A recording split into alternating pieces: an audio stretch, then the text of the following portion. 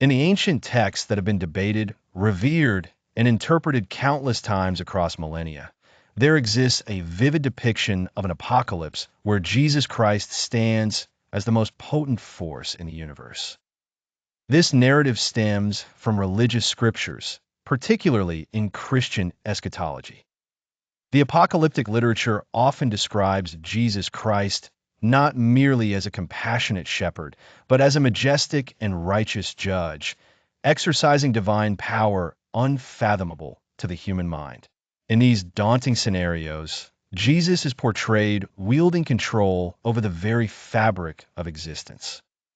During this decisive confrontation, the allegories often evoke imagery where chaos looms large and the forces of darkness gather to defy the order created eons ago.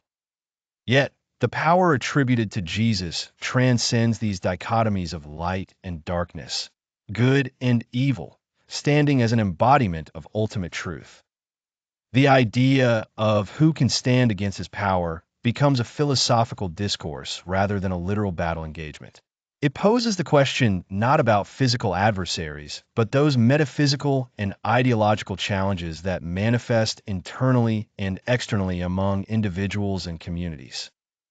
In illustrating his sovereignty, the narrative draws parallels to earthly kingdoms that have risen and fallen, societal constructs that have crumbled under their moral weight, and false icons that have lost their luster in the face of divine purity. The apocalypse presents not just the end of days as a catastrophic wrath, but conceives a purging fire that cleanses, rejuvenates, and heralds an era of absolute harmony. Yet, who can stand against his power remains a rhetorical device, challenging the believers to introspection. It commands reverence, not out of fear, but an understanding that their adversities and personal fears are dwarfed by his vastness and love-imbued authority.